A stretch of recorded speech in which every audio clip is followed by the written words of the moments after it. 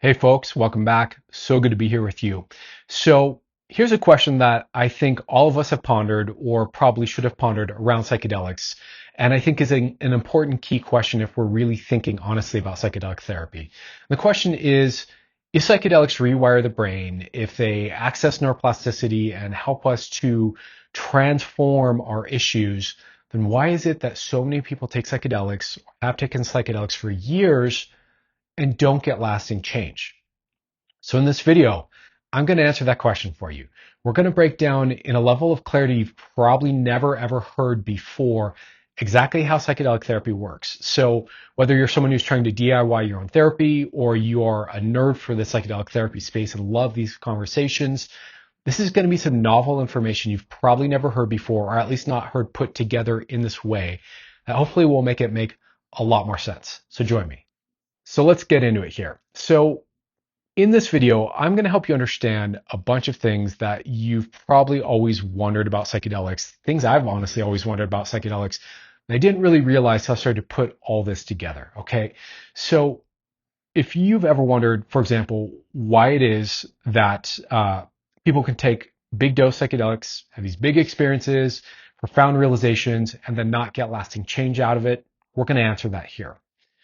If you wonder, why it is that people can have these like heart-opening experiences and they're like preaching all this hippie stuff about how it's all about love and they love all of life and they care about all of life, and then they turn around and they're the same kind of bitter, toxic person that they were once they come down off the medicine, we're going to explain that here. If you want to know, perhaps, why inside alone doesn't work. Why is it that you can take a shit ton of mushrooms and have these amazing epiphanies and that doesn't like really stick? You still remember the insight, but it doesn't stick and turn into release or healing of your issues. And why just insight-based therapy doesn't work, we're going to answer that. We're going to answer, why it is, and this was a mystery for me for a long time, why it is when people take psychedelics that they kind of regress into more childlike states, right? Why is it if you ever go to like a festival like Burning Man or a concert, or maybe you have a group setting where a bunch of people do psychedelics or MDMA or something like that, why is it that people regress to these kind of younger childlike states? We're going to address that too. So in case it's not obvious here, kind of in this setup, one of the things I want you to start to consider is that psychedelic therapy is so much more than just eating a bunch of mushrooms or eating a bunch of LSD or whatever and hoping that the insights that are generated out of that, no matter how profound and beautiful and aha they might be, are actually going to lead to lasting personal change and transformation in terms of how you feel. So it's not that simple. I wish it was for my own life, selfishly, because then a long time ago, I would have moved past my trauma as a teenager. But also just, I wish it was for all of us, because there are so many people that need help and healing. And if it was just like, here, take 3 grams of mushrooms and you'll figure it all out and it'll all be done, wouldn't that be awesome if it was that simple? But it's really not. Okay. So we're going to unpack here some of the work of Gül Dölen, and I'm going to bring in some other elements with Gül Dölen's work to start to give a more well-rounded understanding of how psychedelic therapy works based on my different studies in neuroscience, Gül Dölen's work, my trainings in therapy, my trainings in trauma. We're going to put all this together in a way that's going to make it make a bunch more sense for you. Okay. Now, before we get into it, I just want to say a quick warm hello and shout out to, username 3Iverson. I don't know if that's how it would be pronounced or not, but this is a friend of mine on Reddit who contacted me privately in a DM. It was super cool. And, reintroduced the idea of Gül Dölen to me. I was familiar with Dolen's work and familiar with the study that came out in 2023 and, was excited about it, but didn't really look too closely at it, to be frank here. And this person, contacted me and said, hey, have you ever, thought about Gül Dölen's work at all? And they didn't kind of bring up what it is I'm going to share here with you, but just getting them getting me to start to think about this again created the content for this whole video and this whole epiphany. So shout out to you. Big love. I'm super grateful for just the nudge in this direction. Okay, so without further ado, let's talk about uh, what Gül Dölen's work found and kind of the implications of this, because in my experience, now that I've really looked into it a bit more, I really think that the talking points around Gül Dölen's work often miss the real juicy bit, right? So often they kind of talk about one piece without kind of connecting the dots here in terms of implications. So let's talk about her work just so we have a clearer understanding of the piece here. And then really what we're going to do, it's three pieces of understanding that create a more complete model of psychedelic therapy. So let's start talking about this first piece, which is Gül Dölen's amazing discovery about critical periods. So let me be clear here. I'm a layperson. I'm not an expert in neuroscience or any of this stuff. So if you're someone who loves to go deep on this, I would encourage you to look up Gül Dölen critical periods and dig into the studies and whatever you can find and get more of this information for yourself so that you can verify this if you're someone who craves that level of detail of understanding. I'm going to do my best here to give kind of a cursory, good enough explanation of the mechanics here without getting into the deep kind of fine grained level of this. So heads up on that. So basically, what Gül Dölen found with psychedelics is that psychedelics open up what are called critical periods in the brain for neuroplasticity. Okay, so let's explain what that is. But there's more to the story than just critical periods. So critical periods are these developmental windows that we have, and they happen twice in childhood, or kind of once in childhood, once in kind of early adolescence. And essentially, it's a window where our brain is more neuroplastic to social reward and social bonding. Okay, so these are periods where our brain is more open to being imprinted in a particular region of the brain, which is the nucleus accumbens. We'll explain this all in a moment here. And this critical period is where we kind of get imprinted a lot relationally in terms of, how relationships feel, what relationships mean to us, what feels good, what feels bad, what feels safe, what feels unsafe, how we can show up relationally in a way that impacts others or not. These kind of core learnings about relationships are what happens during these critical periods. So we have a period from when we're an infant to about somewhere to like 5 to 7 years old. Somewhere in there is that first relational template setting period. Then we have another one, so it kind of closes off for a little while, for about 3-4 years, something like that, from about 7 to anywhere between, let's say, 10 to 14, right? So that early adolescence window, it reopens again, and we get another kind of go at social imprinting, let's say. So what Gül Dölen found in her work is that psychedelics, and I think this was true for MDMA, I think this was true for, say, psilocybin, LSD. I think most of the psychedelics open up this window where our brain becomes neuroplastic in the same way that it was when we were, say, 0 to 7, or let's say, again, 10 to 14.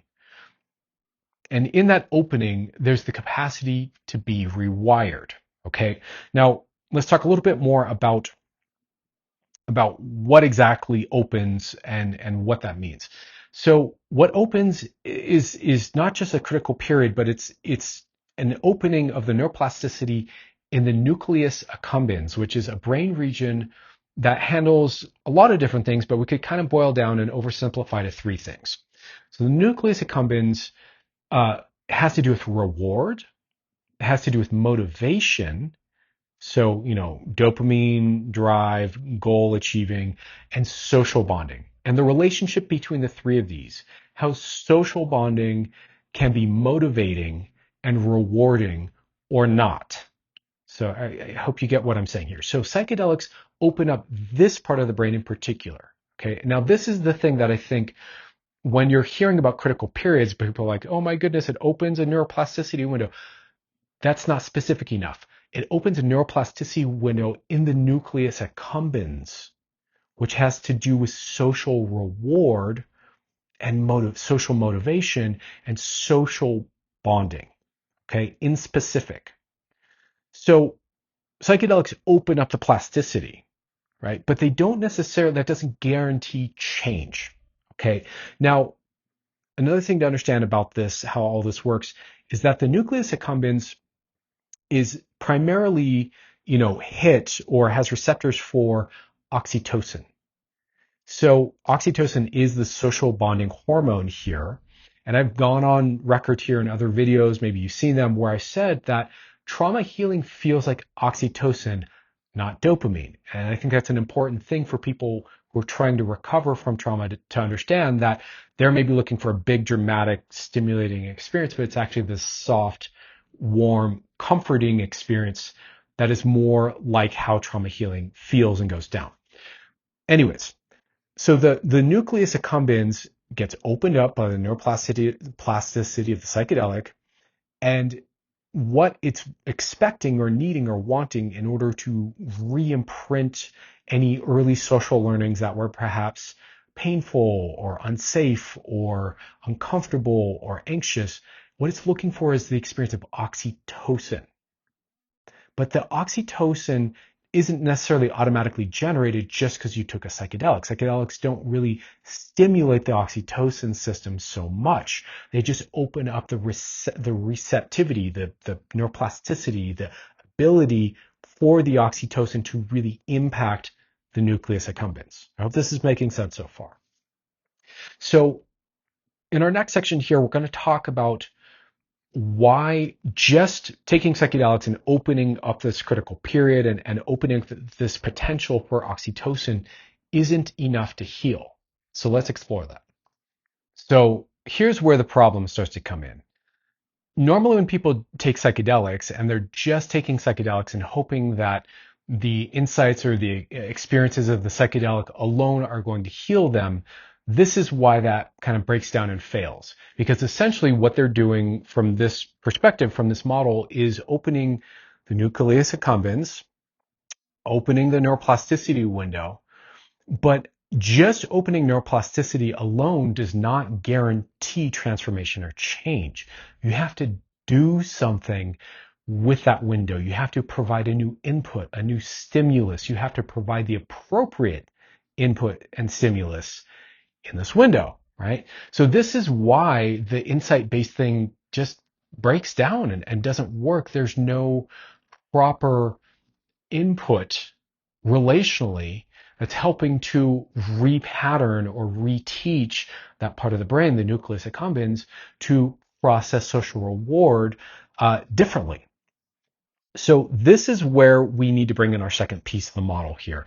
The second piece of the model is my, pet love that I talk about a lot on Reddit, but not here on YouTube much, which is memory reconsolidation. So memory reconsolidation is a somewhat obscure piece of neuroscience that to me is the answer to the heart of how therapy works, okay? But the basic idea with memory reconsolidation is that, at least from a therapeutic angle here, when some piece of our personal narrative or memory or an issue or core belief or something like that arises, we could call this part of a schema, which is a name for the overall cluster of symptoms and pattern and experience that is the problem. When that arises, if that arises and is activated into our conscious attention, in other words, we activate the memory again, or we activate the core learning of the deeper part of our brain again, and then we meet that with the targeted, intelligent, proper mismatch experience, right? So if I have a core belief that I'm unlovable, and in that moment where I access that core experience, I also realize that, I have a child who loves me, or I have a, best friend who clearly loves me, or, a parent figure who clearly loves me, or whatever it is.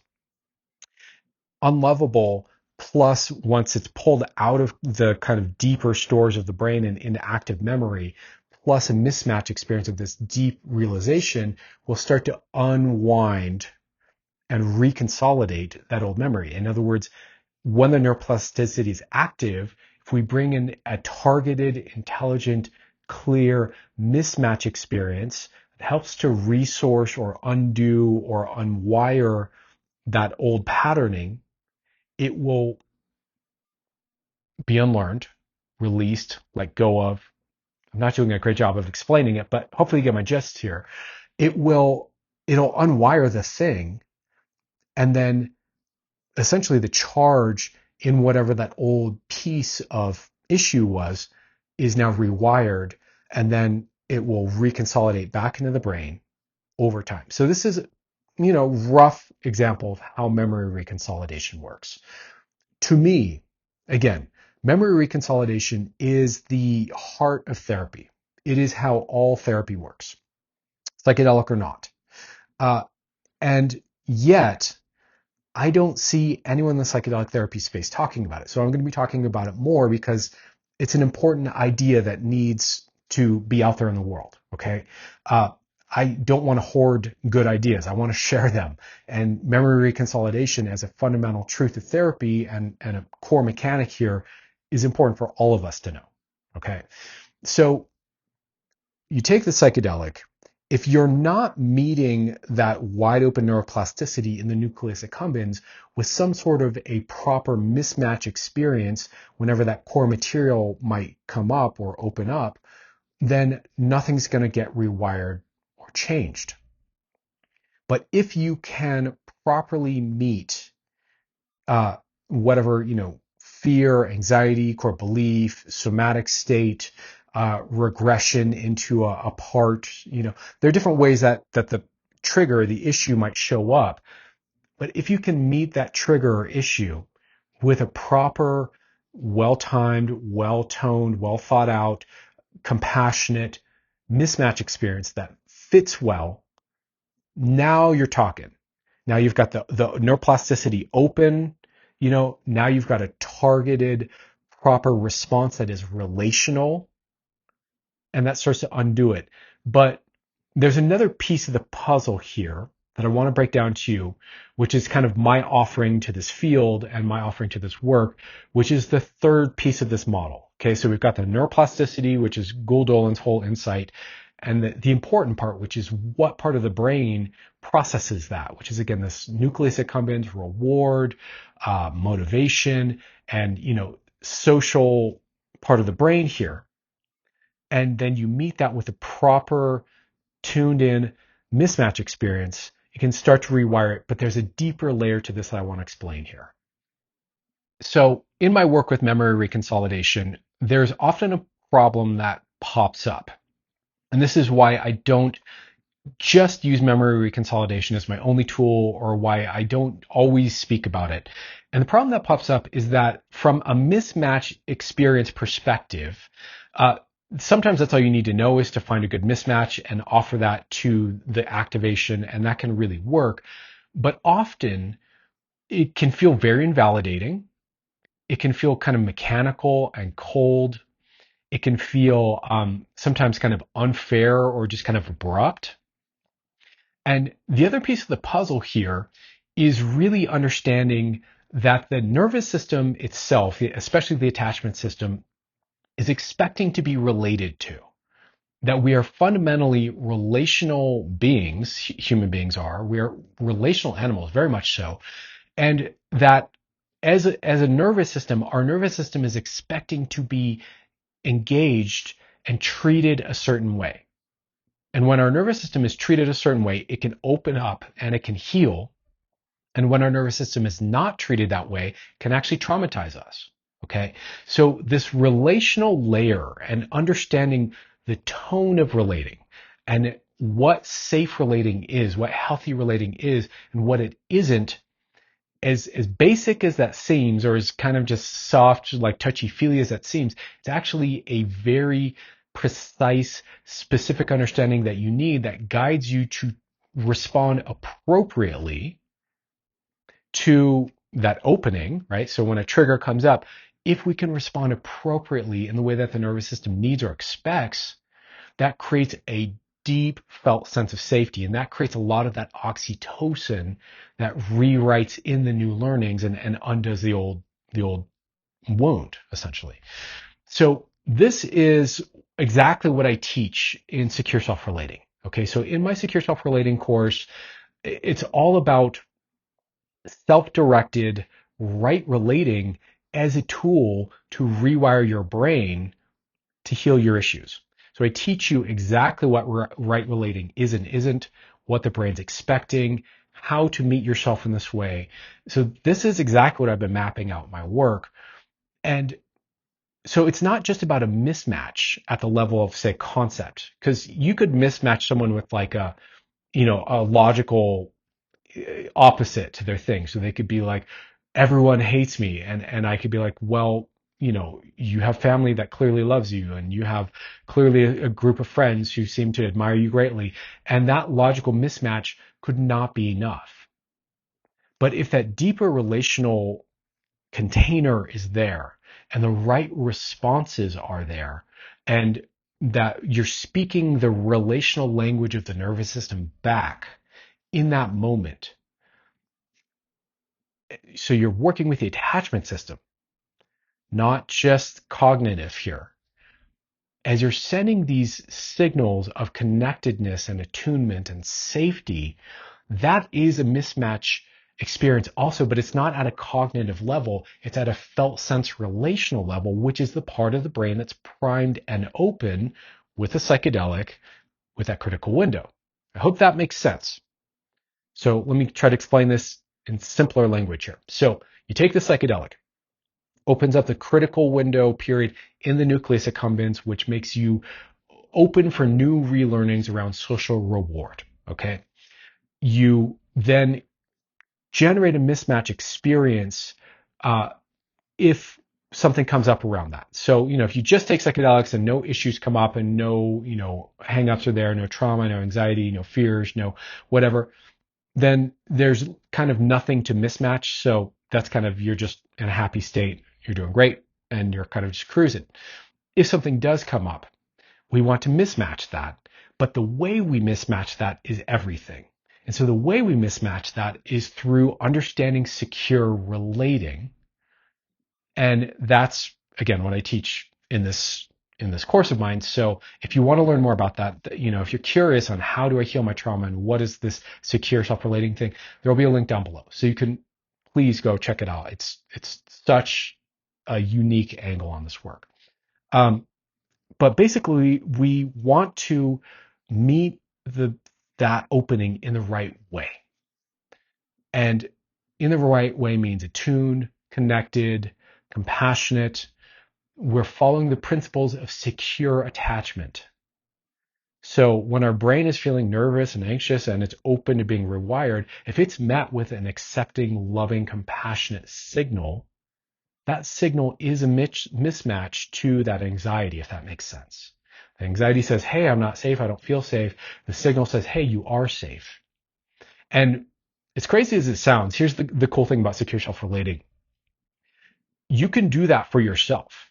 That's exactly the whole point of the secure self-relating thing is, yeah, sure, we can get that from others sometimes, but again, it takes a really skillful person who knows what secure attachment is and how to relate in a secure, safe, proper way.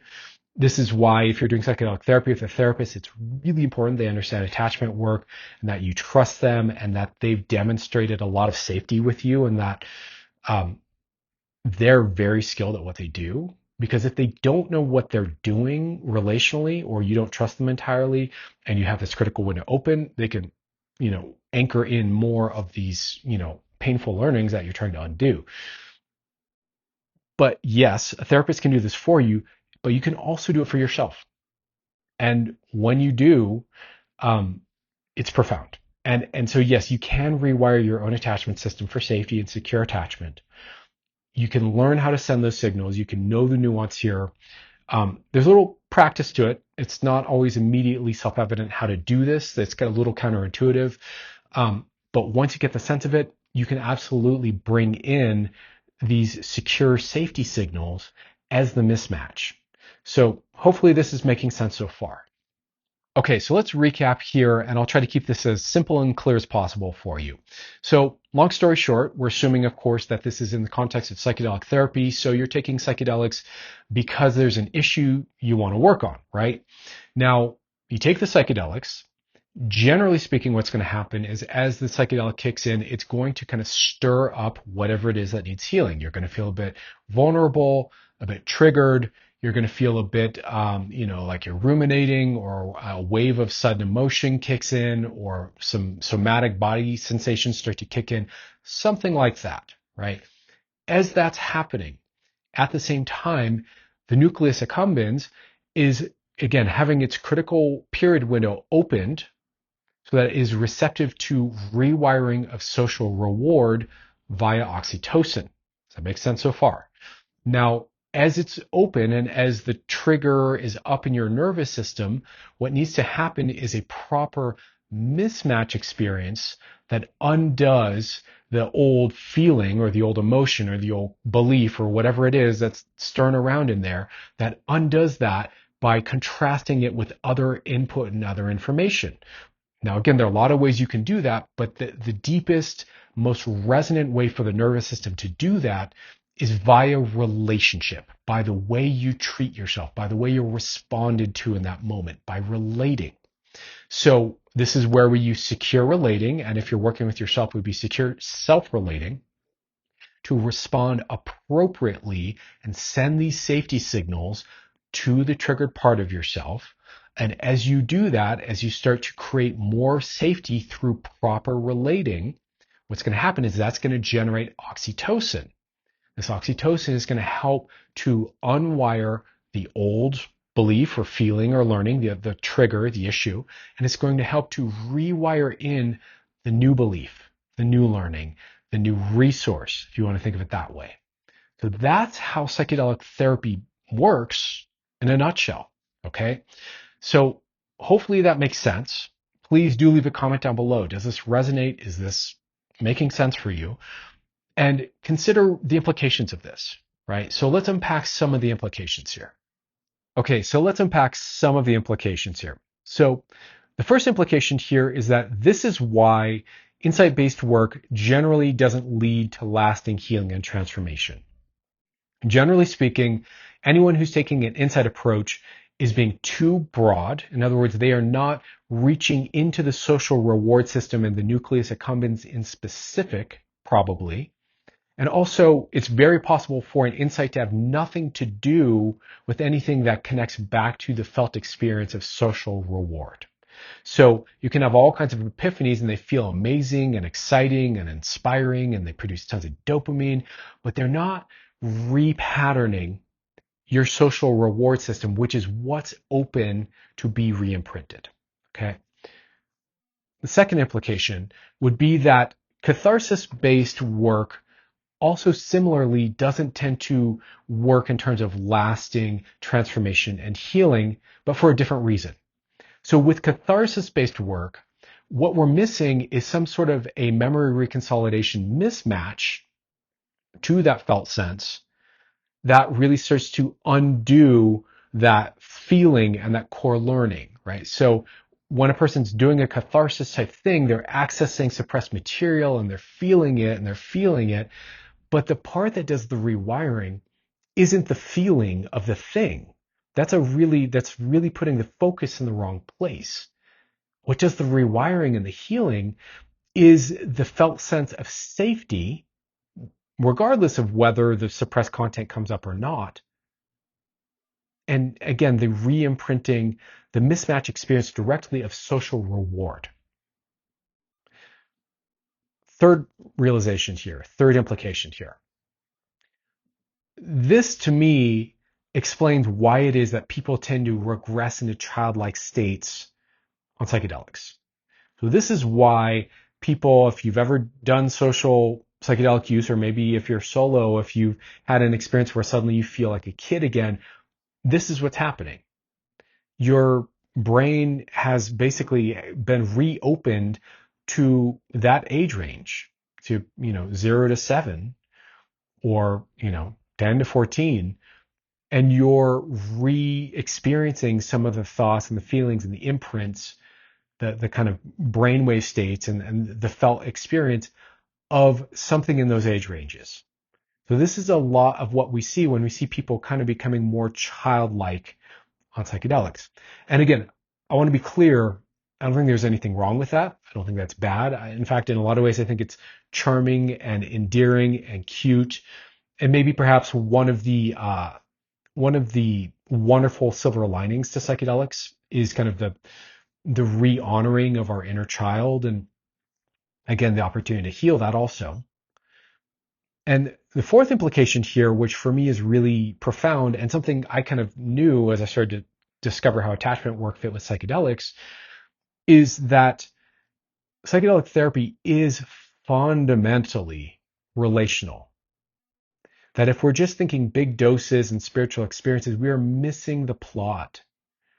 This work is fundamentally, by the nature of what brain regions get activated and what needs healing and what presents itself, relational and tone.